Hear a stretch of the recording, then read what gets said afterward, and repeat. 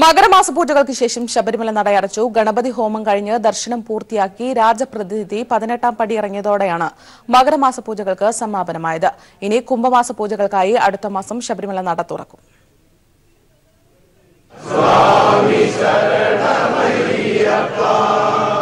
മണ്ഡല മകരവിളക്കുത്സവം അവസാനിച്ച് മകരമാസ പൂജയ്ക്ക് നട തുറന്നപ്പോഴും സന്നിധാനത്ത് വലിയ ഭക്തജന തിരക്കാണ് അനുഭവപ്പെട്ടത്. ഇന്നലെ രാത്രി ഹരിവരാസനം പാടി നടയടച്ചതോടെ ഭക്തർക്കുള്ള ദർശനം അവസാനിച്ചിരുന്നു. തുടർന്ന് ഇന്നു പുലർച്ചെ നട തുറന്ന് ഭസ്മാഭിഷേകം നടത്തി അയ്യപ്പനെ യോഗദണ്ഡം ധരിപ്പിച്ച് പന്തളം രാജപ്രതിനിധിക്ക് ദർശനം നൽകി.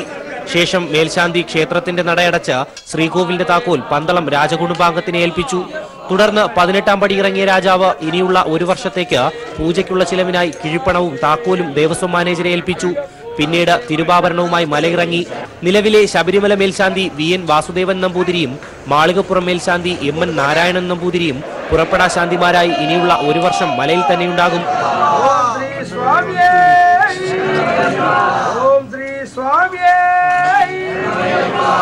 ശരണമന്ത്രങ്ങൾ ഉയർന്നു കേൾക്കേണ്ട അയ്യപ്പ സന്നിധിയിൽ ഈ മണ്ഡലകാലത്ത് ഉയർന്നു കേട്ടത് പ്രതിഷേധങ്ങളും കൊലവിളികളുമായിരുന്നു.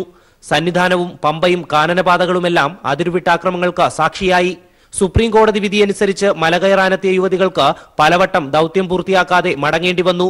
സംഘമായെത്തിയവരും ഒറ്റയ്ക്കെത്തിയ യുവതികളും ഉണ്ടായിരുന്നു ആ കൂട്ടത്തിൽ. പോലീസിന്റെ കർശന നിയന്ത്രണത്തിലായിരുന്നു തീർത്ഥാടന കാലം. ശബരിമലയ്ക്ക് അന്യമായിരുന്ന സായുധ പോലീസ് സേന സംഘപരിവാറുകാരുടെ ആക്രമണങ്ങൾ കാരണം തീർത്ഥാടന കാലത്തിന്റെ ഒടുക്കം വരെ നിലകൊള്ളേണ്ടി വന്നു. എന്തായാലും ശബരിമലയുടെ പേരിൽ രാഷ്ട്രീയം വളർത്താൻ ശ്രമിച്ചവരെ ജനങ്ങളും ഭക്തരും തിരിച്ചറിഞ്ഞു എന്നതിൽ സംശയമില്ല. ടീം പീപ്പിളിനൊപ്പം റിനു ശ്രീധർ, സന്നിധാനം. ശബരിമല യുവതീ പ്രവേശന വിഷയം രമ്യമായി പരിഹരിക്കണമെന്ന് പന്തളം കൊട്ടാര പ്രതിനിധി ശശികുമാര വർമ്മ. പ്രശ്നപരിഹാരത്തിനായി സർക്കാരുമായി ചർച്ചയ്ക്ക് തയ്യാറാണ്. ഈ മണ്ഡലകാലത്തുണ്ടായ വിഷയങ്ങൾ ഇനി ഉണ്ടാകരുതെന്നും അദ്ദേഹം പറഞ്ഞു.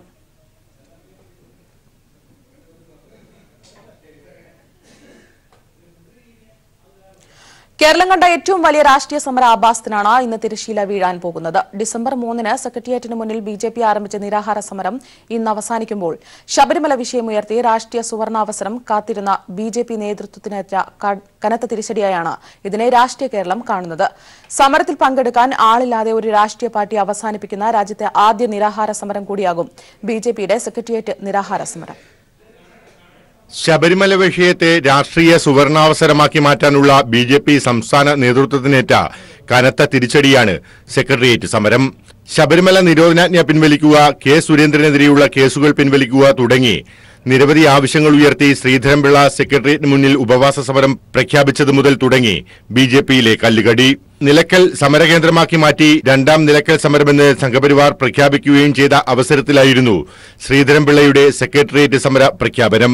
ഇതിനെതിരെ V. മുരളീധര പക്ഷം രംഗത്തെത്തിയതോടെ ഉപവാസ സമരത്തിനിരിക്കാൻ നേതാക്കളെ ലഭിക്കാതെ വന്നതാണ് സമരം ഇന്ന് അവസാനിപ്പിക്കാനുള്ള തീരുമാനത്തിൽ കലാശിച്ചിരിക്കുന്നത്. ഡിസംബർ 3-ന് ഏറെ ആവേശത്തോടെ ആരംഭിച്ച സമരമാണ് ഇന്ന് BJPയുടെ അസ്തിത്വത്തെ തന്നെ ചോദ്യം ചെയ്യപ്പെട്ട് അവസാനിപ്പിക്കുന്നത്. പല രാഷ്ട്രീയ പാർട്ടികളുടെയും സമരം കണ്ട സെക്രട്ടേറിയറ്റ് പടിക്കലെ നാണം കെട്ട സമര പിന്മാറ്റമാണ് ഇന്ന് നടക്കുന്നത്. ശബരിമല വിഷയത്തിൽ സെക്രട്ടേറിയറ്റ് വളയാൻ പദ്ധതിയിട്ട BJPയാണ് ആൾദൈവങ്ങളെ കൂട്ടി അയ്യപ്പ കർമ്മസമിതി നടത്തുന്ന അയ്യപ്പ സംഗമത്തിന്റെ ഭാഗമാകാൻ തീരുമാനിച്ചത്. BJPയുടെ സമരം അവസാനിപ്പിക്കുമ്പോൾ ബാക്കിയാവുന്നത് വിശ്വാസത്തിന്റെ പേരിൽ BJP നടത്തിയ അക്രമത്തിന് ഇരയായവരും സ്വയം അറിയാതെ ജയിലിൽ ആയവരുമാണ്. ആയിരക്കണക്കിന് സാധാരണ വിശ്വാസികളാണ് BJP നടത്തിയ അക്രമത്തിന്റെ പേരിൽ അറിയാതെ കേസിൽ അകപ്പെട്ടത്. രാജ്യം ഭരിക്കുന്ന പാർട്ടിയുടെ മുഖമാണ് ശബരിമല സമരം പിൻവലിക്കുന്നതോടെ കേരള ജനതയ്ക്ക് മുന്നിൽ വികൃതമാകുന്നത്. ഇതിന്റെ പൂർണ്ണ ഉത്തരവാദിത്തം ശ്രീധരൻപിള്ളയിൽ കെട്ടിവെച്ച് നേട്ടം കൊയ്യാനാകും ഇനി മുരളീധര പക്ഷത്തിന്റെ നീക്കം. News bureau, Thiruvananthapuram. ശബരിമല സ്ത്രീ പ്രവേശനത്തിനെതിരായ സമരത്തിൽ പരാജയം സമ്മതിച്ച് BJP സമരം ശരിയായ വിജയം കണ്ടില്ലെന്ന് BJP സംസ്ഥാന അധ്യക്ഷൻ ശ്രീധരൻപിള്ള. സെക്രട്ടേറിയറ്റിന് മുന്നിൽ നടക്കുന്ന സമരം അവസാനിപ്പിക്കുമെന്നും ശ്രീധരൻപിള്ള പറഞ്ഞു. വിശ്വാസ സംരക്ഷണം എന്ന പേരിൽ BJP സെക്രട്ടേറിയറ്റിന് മുന്നിൽ നടത്തിവരുന്ന സമരം അവസാനിക്കുമ്പോൾ നേതൃത്വം പരാജയം സമ്മതിച്ചിരിക്കുകയാണ്. സംസ്ഥാന അധ്യക്ഷൻ PS ശ്രീധരൻപിള്ളയുടെ വാക്കുകളിൽ നിഴലിക്കുന്നതും അതുതന്നെയാണ്. ഓരോ സമരഘട്ടത്തിലും ശ്രദ്ധേയമായ നേട്ടങ്ങൾ ഉണ്ടായി. പക്ഷെ പൂർണ്ണമായ നേട്ടം 100% വിശ്വാസം സംരക്ഷിക്കാനുള്ള ശ്രമത്തിൽ പൂർണ്ണമായി വിജയിക്കാൻ സാധിച്ചില്ലെങ്കിലും ഓരോ ഘട്ടത്തിലും അതിനെ സംബന്ധിച്ചിടത്തോളം ജനപിന്തുണ കൊണ്ടും ശബരിമല ധർമ്മശാസ്താവിന്റെ അനുഗ്രഹ കാഴ്ചകൾ കൊണ്ടും മുന്നോട്ട് വിജയത്തിലേക്കാണ് കുതിക്കാൻ സാധിച്ചിട്ടുള്ളത്. ശബരിമല സ്ത്രീ പ്രവേശന വിഷയം ഉന്നയിച്ച് BJPയും RSSും സുപ്രീം കോടതി വിധി പാടെ അവഗണിച്ചായിരുന്നു സമരരംഗത്തിറങ്ങിയത്. തുടക്കത്തിൽ സമരത്തിന് ശക്തമായ പിന്തുണ അണികളിൽ നിന്ന് ലഭിച്ചുവെങ്കിൽ ദിവസങ്ങൾ പിന്നിട്ടതോടെ അവരും കൈയൊഴിഞ്ഞു. പലപ്പോഴും നിരാഹാര പന്തൽ കാലിയായി. മാത്രമല്ല, അണികൾ കൈയൊഴിഞ്ഞതോടെ നിരാഹാരം അനുഷ്ഠിക്കാൻ നേതാക്കളും വിസമ്മതിച്ചു. നേതാക്കൾക്കിടയിലും സമരം തുടർന്നു കൊണ്ടുപോകുന്നതിനെ ചൊല്ലി തർക്കവും ഉടലെടുത്തു. അണികൾ കൈയൊഴിഞ്ഞ സമരം തുടരേണ്ടതില്ലെന്ന് RSS നേതൃത്വവും തീരുമാനമെടുത്തു. ഫലത്തിൽ ശബരിമല നട അടയ്ക്കുന്നത് ചൂണ്ടിക്കാട്ടി തലയുരുകയാണ് BJP. News bureau, Thiruvananthapuram. ശബരിമലയിൽ തുടക്കത്തിൽ സംഘപരിവാർ സംഘടനകൾ അക്രമം അഴിച്ചുവിട്ടെങ്കിലും ഇപ്പോൾ ശാന്തമാണ്. സംസ്ഥാന സർക്കാരിന്റെയും ദേവസ്വം ബോർഡിന്റെയും കൃത്യമായ ഇടപെടലാണ് അയ്യപ്പസന്നിധി ശാന്തമാക്കിയത്. സുപ്രീം കോടതി വിധി നടപ്പിലാക്കാതിരിക്കാൻ 18 അടവും പയറ്റിയ സംഘപരിവാർക്കാർക്ക് യുവതികൾ പ്രവേശിച്ചത് തിരിച്ചടിയായി. ചിത്തിരാട്ട വിശേഷ പൂജയ്ക്ക് നട തുറന്നപ്പോൾ തന്നെ സംഘപരിവാർ ശബരിമലയിൽ അക്രമം അഴിച്ചുവിട്ടു. അയ്യപ്പ സന്നിധിയിലെത്തിയ 50 വയസ്സിന് മുകളിലുള്ള സ്ത്രീകളെ പോലും സംശയത്തിന്റെ നിഴലിൽ നിർത്തി ആക്രമിച്ചു. മരണപ്പെട്ട ആരൊക്കെയോ മുൻനിർത്തി 5ഓളം ഹർത്താലുകൾ നടത്തി. കൂടാതെ ഭക്തരെന്ന വ്യാജേന BJP സംഘനേതാക്കൾ ശബരിമലയിലെത്തി ആചാരം ലംഘിച്ചു. ഇങ്ങനെ സുപ്രീം കോടതി വിധി മുതലെടുത്ത് കേരളത്തെ ഭ്രാന്താലയമാക്കാൻ അക്ഷരാർത്ഥത്തിൽ സംഘപരിവാർ സംഘടനകൾ ശ്രമിച്ചു. എന്നാൽ സർക്കാരിന്റെയും ദേവസ്വം ബോർഡിന്റെയും ഇടപെടൽ അക്രമങ്ങളിൽ നിന്ന് ശബരി സന്നിധിയെ ശാന്തമാക്കി. ബഹുമാനപ്പെട്ട ഗവൺമെന്റും അതുപോലെ ദേവസ്വം ബോർഡ് മന്ത്രിയും ദേവസ്വം ബോർഡും എടുത്തിട്ടുള്ള നിലപാടുകളും ഭക്തർക്ക് വേണ്ടി ഒരുക്കിയിട്ടുള്ള സംവിധാനങ്ങൾ കൊണ്ടാണ് ആദ്യഘട്ടത്തിലെ ഈ സംഘർഷാവസ്ഥ മറികടക്കുവാൻ ദേവസ്വം ബോർഡിന് കഴിഞ്ഞത്. ആദ്യഘട്ടത്തിൽ വൻപിച്ച പ്രചരണമാണ് ശബരിമലയ്ക്കെതിരായിട്ട് ചില കേന്ദ്രങ്ങളിൽ നിന്ന് നടത്തിയത്. ശബരിമലയിൽ കാണിക്കയിടരുത്, അതെല്ലാം ഗവൺമെൻറ് എടുത്തുകൊണ്ട് പോകുന്നുണ്ട് എന്നുള്ള തെറ്റായ പ്രചരണം അവർ നടത്തി. ഗവൺമെൻറ് യഥാർത്ഥത്തിൽ ബഡ്ജറ്റിൽ വിഹിതം നൽകിക്കൊണ്ട് ശബരിമലയെ സഹായിക്കുന്ന, ദേവസ്വം ബോർഡിനെ സഹായിക്കുന്ന നിലപാടാണ് സ്വീകരിച്ചിട്ടുള്ളത്.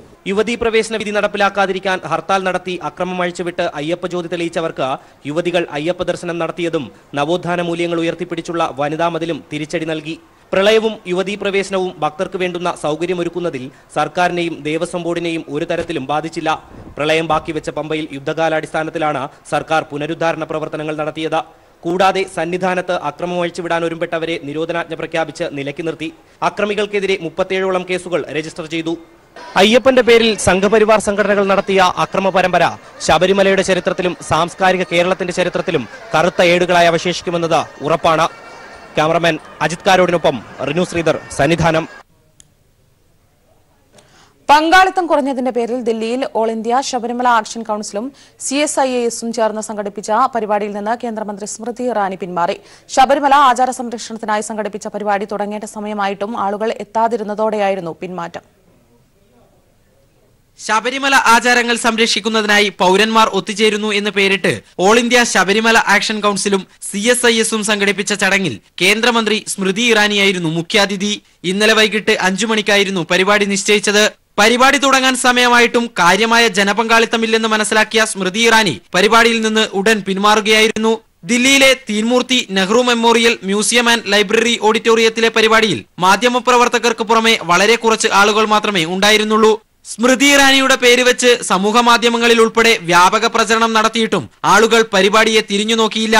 ഏതായാലും ഓഡിറ്റോറിയത്തിലെ ചെറു ആൾക്കൂട്ടത്തിന്റെയും ഒഴിഞ്ഞ കസേരകളുടെയും ചിത്രങ്ങൾ സോഷ്യൽ മീഡിയയിൽ വ്യാപകമായി ഷെയർ ചെയ്യപ്പെട്ടതോടെ സംഘാടകർ നാണം കെട്ടു. News bureau, Delhi. ശബരിമലയിൽ കയറിയ യുവതികളുടെ ലിസ്റ്റ് നൽകിയതിൽ അപാകതയുണ്ടെങ്കിൽ ബന്ധപ്പെട്ടവർ പരിശോധിക്കട്ടെയെന്ന് മന്ത്രി M. M. മണി. പ്രായം നോക്കുന്ന യന്ത്രം ആരുടെയും കയ്യിലില്ലെന്നും വിവാദമുണ്ടാക്കുന്നതിൽ അർത്ഥമില്ലെന്നും മന്ത്രി പറഞ്ഞു. കൂടുതൽ കാര്യങ്ങൾ പഠിച്ചിട്ട് പ്രതികരിക്കാമെന്നും മുൻ മന്ത്രി തൊടുപുഴയിൽ പറഞ്ഞു. കണക്കാരന് അതിന് കണക്ക ലിസ്റ്റ് എടുത്തല്ല വല്ലതും പെസ കൊണ്ടുവന്നിട്ട് ഇത് പിന്നെ പരിശോധിച്ച് കൊടുത്തോളൂ. അതൊന്നും വലിയ കാര്യമില്ല. പിന്നെ അവിടെ കൊടുത്ത ലിസ്റ്റ് തയ്യാറാക്കിയെന്നൊരു അതിനകത്ത് എന്താ പെസ എന്നുള്ളത് അവർ പരിശോധിക്കട്ടെ. സ്ത്രീകൾ പോയത് തന്നെയാണ്.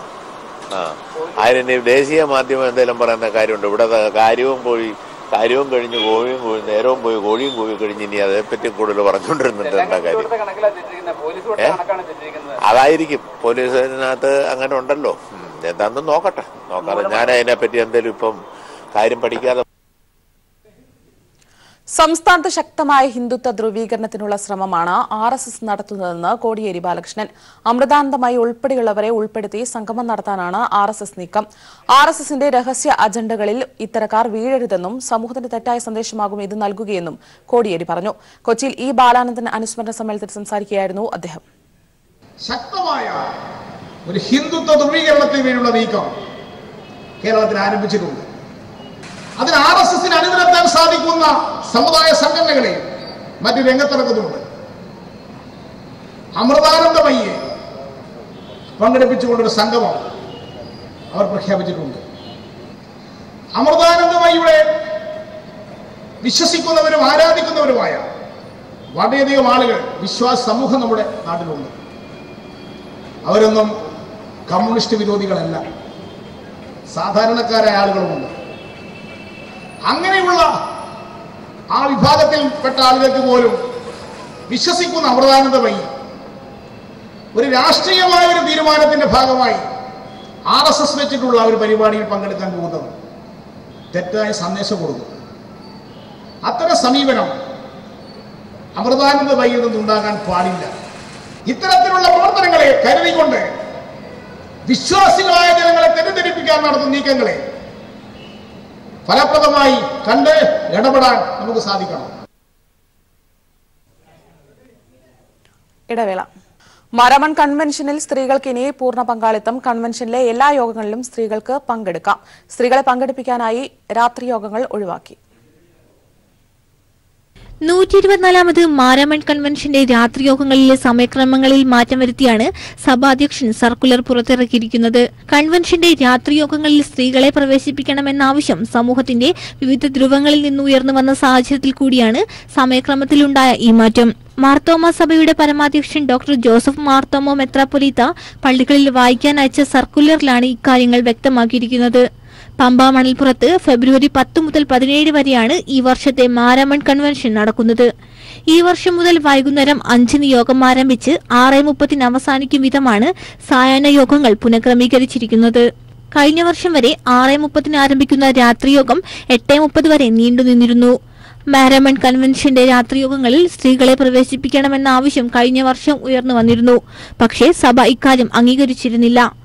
കേരളത്തിലെ രാഷ്ട്രീയ സാമുദായിക മേഖലകളിലെ നിലവിലെ സ്ഥിതിഗതികളുടെ പശ്ചാത്തലത്തിൽ കൺവെൻഷൻ ആഴ്ചയിലെ പ്രോഗ്രാം എപ്പിസ്കോപ്പൽ സിനഡിലെ അംഗങ്ങളോടും ഇക്കാര്യങ്ങൾ ആലോചിച്ചാണ് പുനഃക്രമീകരണം നടത്തിയത്. എല്ലാ ദിവസവും രാവിലെ പൊതുയോഗം ഉച്ചയ്ക്ക് 12 മണിയോടുകൂടിയും ഉച്ച കഴിഞ്ഞുള്ള പൊതുയോഗം 2-നും ആരംഭിച്ച് 3:30-നും അവസാനിക്കും. വ്യാഴം, വെള്ളി, ശനി ദിവസങ്ങളിൽ പന്തലിൽ നടന്നുവന്നിരുന്ന യുവവേദി യോഗങ്ങളും തിങ്കൾ, ചൊവ്വ ദിവസങ്ങളിലെ കുടുംബവേദി യോഗങ്ങളും വൈകുന്നേരം 4 മുതൽ 5 വരെ കോഴഞ്ചേരി മാർത്തോമ പള്ളിയിലേക്കും മാറ്റിയിട്ടുണ്ട്. സായാഹ്ന യോഗങ്ങളിൽ പങ്കെടുക്കാൻ വരുന്നവർ പന്തലിനുള്ളിൽ പ്രവേശിച്ച് യോഗത്തിൽ പങ്കെടുക്കാൻ പ്രത്യേകം ശ്രദ്ധിക്കണമെന്നും ചെറുകൂട്ടങ്ങളായി മണൽപ്പുറത്ത് കൂടിയിരിക്കാൻ അനുവദിക്കുന്നതല്ല എന്നും സർക്കുലറിൽ വ്യക്തമാക്കിയിരിക്കുന്നു. News bureau, Pathanamthitta. വിശ്വാസ സമൂഹത്തിന്റെ പിന്തുണ തേടിയാണ് കേരളത്തിൽ ഇടതുപക്ഷം എല്ലാ കാലത്തും അധികാരത്തിൽ വന്നതെന്ന് CPIM സംസ്ഥാന secretary Kodiyeri Balakrishnan. NREG workers union പ്രഥമ സംസ്ഥാന സമ്മേളനം കൊല്ലം ടൗൺ ഹാളിൽ ഉദ്ഘാടനം ചെയ്യുകയായിരുന്നു അദ്ദേഹം. കേരളത്തിലെ ജനങ്ങളിൽ മഹാഭൂരിപക്ഷവും വിശ്വാസികളാണ്. വിശ്വാസികളിൽ മഹാഭൂരിപക്ഷവും കമ്മ്യൂണിസ്റ്റുകാരാണ്.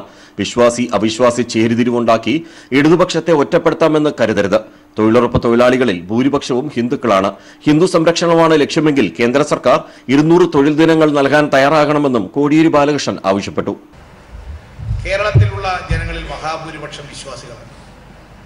വിശ്വാസികളിൽ മഹാഭൂരിപക്ഷം കമ്മ്യൂണിസ്റ്റുകാരുമാണ്, ഇടതുപക്ഷക്കാരുമാണ്. അതുകൊണ്ട് വിശ്വാസി അവിശ്വാസി എന്നൊരു ചേരിതിരിവുണ്ടാക്കി ഇടതുപക്ഷത്തെ ഒറ്റപ്പെടുത്താം എന്ന് അവർ കരുതരുത്. കാർഷിക മേഖലയിലുള്ള എല്ലാ തൊഴിലും ദേശീയ ഗ്രാമീണ തൊഴിലുറപ്പ് പദ്ധതിയിൽ ഉൾപ്പെടുത്തിയാൽ തൊഴിൽ ദിനങ്ങളുടെ എണ്ണം പ്രതിവർഷം 200 ദിവസമെങ്കിലുമാക്കി വർദ്ധിപ്പിക്കാൻ സാധിക്കും. BJP സർക്കാർ ദേശീയ ഗ്രാമീണ തൊഴിലുറപ്പ് പദ്ധതി തകർക്കുന്നു. പദ്ധതിക്ക് കാലാനുസൃതമായ വർധനവ് കേന്ദ്ര ബജറ്റിൽ ഇല്ല. കോർപ്പറേറ്റുകൾക്ക് ആപത്താണെന്ന് കണ്ടതുകൊണ്ടാണ് പദ്ധതി തകർക്കാൻ BJP ശ്രമിക്കുന്നത്. കാർഷിക മേഖലയിലുള്ളവരെയും തൊഴിലുറപ്പ് പദ്ധതിയിൽ ഉൾപ്പെടുത്താൻ കേന്ദ്ര ഗവൺമെന്റ് തയ്യാറാകണമെന്നും കോടിയേരി ബാലകൃഷ്ണൻ ആവശ്യപ്പെട്ടു. NREG വർക്കേഴ്സ് യൂണിയൻ CATU സംസ്ഥാന പ്രസിഡന്റ് S. രാജേന്ദ്രൻ അധ്യക്ഷനായിരുന്നു. സമാപന സമ്മേളനം മുഖ്യമന്ത്രി പിണറായി വിജയൻ ഉദ്ഘാടനം ചെയ്യും. ന്യൂസ് ബ്യൂറോ, കൊല്ലം. പൊതു തെരഞ്ഞെടുപ്പിനൊരുങ്ങി തെരഞ്ഞെടുപ്പ് കമ്മീഷൻ. അടുത്ത മാസം 28-ന് മുൻപായി ഉദ്യോഗസ്ഥരെ സ്ഥലം മാറ്റണമെന്നാവശ്യപ്പെട്ട് സംസ്ഥാനങ്ങൾക്ക് കേന്ദ്ര തെരഞ്ഞെടുപ്പ് കമ്മീഷൻ ഉത്തരവ് നൽകി. മാർച്ച് 2-ാം വാരം പൊതു തെരഞ്ഞെടുപ്പ് തീയതികൾ പ്രഖ്യാപിക്കുമെന്നാണ് സൂചന. തെരഞ്ഞെടുപ്പിന് നേതൃത്വം നൽകുന്ന ഉദ്യോഗസ്ഥരെ സ്വന്തം ജില്ലകളിൽ നിന്ന് മാറ്റണമെന്നാവശ്യപ്പെടുന്ന ഉത്തരവാണ് കേന്ദ്ര തെരഞ്ഞെടുപ്പ് കമ്മീഷൻ സംസ്ഥാനങ്ങൾക്ക് നൽകിയിരിക്കുന്നത്. പൊതു തെരഞ്ഞെടുപ്പ് തീയതി പ്രഖ്യാപനത്തിനു മുമ്പുള്ള ആദ്യ നടപടികളിലൊന്നാണ് ഉദ്യോഗസ്ഥരെ ക്രമീകരിക്കൽ. സ്ഥലം മാറ്റിയ ശേഷം മാർച്ച് ആദ്യവാരം അന്തിമ റിപ്പോർട്ട് നൽകണമെന്നും ഉത്തരവിൽ ആവശ്യപ്പെടുന്നു. ഒരേ സ്ഥലത്ത് 3 വർഷത്തിലധികമായി ജോലി ചെയ്യുന്ന ഉദ്യോഗസ്ഥരെയും മാറ്റണം. ജില്ലാ തെരഞ്ഞെടുപ്പ് ഉദ്യോഗസ്ഥർ, അഡീഷണൽ ജില്ലാ മജിസ്ട്രേറ്റുമാർ, ഡെപ്യൂട്ടി കളക്ടർമാർ, ബ്ലോക്ക് വികസന ഓഫീസർമാർ തുടങ്ങിയവരുൾപ്പെടെയുള്ളവർ ഉത്തരവിന്റെ അധികാര പരിധിയിൽ വരും. ക്രിമിനൽ കേസിൽ ഉൾപ്പെട്ട ഉദ്യോഗസ്ഥരെ തെരഞ്ഞെടുപ്പ് ജോലികൾക്ക് നിയോഗിക്കുന്നത് കമ്മീഷൻ തടഞ്ഞിട്ടുണ്ട്. ആന്ധ്രാപ്രദേശ്, അരുണാചൽ പ്രദേശ്, ഒഡീഷ, സിക്കിം സംസ്ഥാനങ്ങളുടെ കാലാവധിയും ലോക്സഭാ തെരഞ്ഞെടുപ്പിന്റെ സമയത്താണ് പൂർത്തിയാവുക. മാർച്ച് 2-ാം വാരം തെരഞ്ഞെടുപ്പ് തീയതികൾ പ്രഖ്യാപിക്കുമെന്നാണ് നിലവിലെ സൂചന. കഴിഞ്ഞ തവണ 9 ഘട്ടമായി നടത്തിയ പൊതു തെരഞ്ഞെടുപ്പ് ഇത്തവണ 7 തവണയായി ചുരുങ്ങാനും സാധ്യതയുണ്ടെന്ന് തെരഞ്ഞെടുപ്പ് കമ്മീഷൻ ഓഫീസ് വൃത്തങ്ങൾ അറിയിക്കുന്നു. News bureau, Delhi.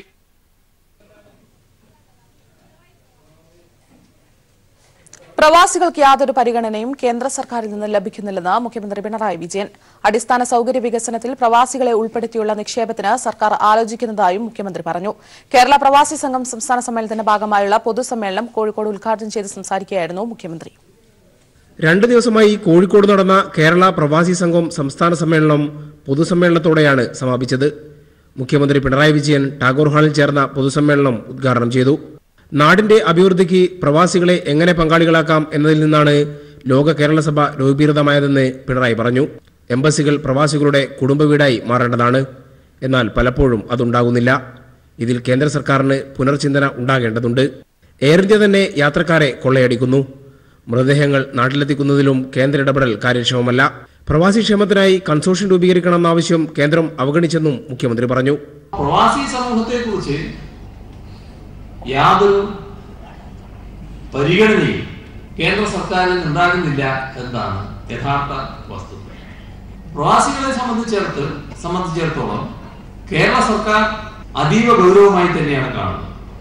അതുകൊണ്ട് തന്നെ പ്രവാസികളെ ആദരിക്കുന്ന സമീപനമാണ് സംസ്ഥാനം സ്വീകരിക്കുന്നത്.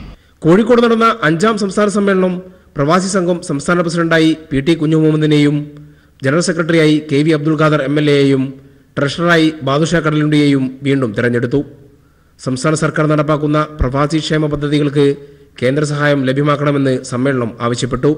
പെൻഷൻ വർദ്ധിപ്പിക്കണമെന്നും പ്രോക്സി വോട്ടിനുള്ള അവകാശം കുടുംബാംഗങ്ങൾക്ക് മാത്രമാക്കണമെന്നും സമ്മേളനം ആവശ്യപ്പെട്ടു. News bureau, Kozhikode. കണ്ണൂർ വിമാനത്താവളത്തിൽ നിന്നും കൂടുതൽ സർവീസുകൾക്കായി സർക്കാർ ശക്തമായ സമ്മർദ്ദം ചെലുത്തിവരികയാണെന്ന് മുഖ്യമന്ത്രി പിണറായി വിജയൻ. കേന്ദ്ര അനുമതികൾ ലഭ്യമാകുന്നതിനാവശ്യമായ ശ്രമങ്ങൾ തുടരുകയാണെന്നും കിയാൽ ഓഹരി ഉടമകളിലൂടെ വാർഷിക യോഗത്തിൽ മുഖ്യമന്ത്രി വ്യക്തമാക്കി. കിയാൽ ഓഹരി ഉടമകളുടെ 9ാമത് വാർഷിക പൊതുയോഗത്തിൽ അധ്യക്ഷത വഹിച്ച് സംസാരിക്കുകയായിരുന്നു കിയാൽ ചെയർമാൻ കൂടിയായ മുഖ്യമന്ത്രി. ആധുനികവും അന്താരാഷ്ട്ര നിലവാരത്തിൽ ഉള്ളതുമായ സംവിധാനങ്ങളാണ് കണ്ണൂരിൽ ഒരുക്കിയിട്ടുള്ളത്. കൂടുതൽ അന്താരാഷ്ട്ര സർവീസുകൾ ആരംഭിക്കാൻ കഴിഞ്ഞാൽ മാത്രമേ കണ്ണൂരിന്റെ സാധ്യതകൾ മുഴുവനായി ഉപയോഗിക്കാൻ കഴിയൂവെന്നും മുഖ്യമന്ത്രി പറഞ്ഞു. കൂടുതൽ ആഭ്യന്തര സർവീസുകളും ആരംഭിക്കണം. എല്ലാ ഗൾഫ് രാജ്യങ്ങളിലേക്കും സർവീസ് നടത്തേണ്ടതുണ്ട്. കേന്ദ്ര സർക്കാരിൽ നിന്നും അനുമതി നേടിയെടുക്കാനുള്ള ശ്രമങ്ങൾ ഊർജിതമായി പുരോഗമിക്കുകയാണെന്നും മുഖ്യമന്ത്രി വ്യക്തമാക്കി. ഓഹരി ഉടമകളുടെ യോഗത്തിൽ മന്ത്രിമാരായ EP Jayarajan, E Chandrasekharan, KK Shailaja teacher, Kadannappally Ramachandran, AK Saseendran, KIAL MD V Thulasidas തുടങ്ങിയവർ പങ്കെടുത്തു. കിയാലിന്റെ ഓഹരി മൂലധനം 1500 കോടിയിൽ നിന്ന് 3500 കോടി രൂപയാക്കി ഉയർത്താനുള്ള പ്രമേയം പൊതുയോഗത്തിൽ അവതരിപ്പിച്ചു. News bureau, Kannur. കേരള സർക്കാരിന്റെ പ്രവാസി കാര്യക്ഷേമ വകുപ്പിന്റെ നിയന്ത്രണത്തിലുള്ള ബാംഗ്ലൂർ നോർക്ക റൂട്ട്സ് ഓഫീസ് ശിവാജി നഗറിലെ ഇൻഫൻട്രി റോഡിലുള്ള ജംപ്ലാസ ബിൽഡിംഗിൽ പ്രവർത്തനം ആരംഭിച്ചു. Norka general manager D Jagadish അധ്യക്ഷനായ യോഗത്തിൽ കർണാടക മുൻ മന്ത്രിയും ചീഫ് സെക്രട്ടറിയുമായിരുന്ന J Alexander IAS, MLA NA Haris എന്നിവർ മുഖ്യാതിഥികളായി. കേരള ലോക്സഭാ അംഗങ്ങളായ C Kunhappan, RV Achari, A Gopinath എന്നിവർ പങ്കെടുത്തു.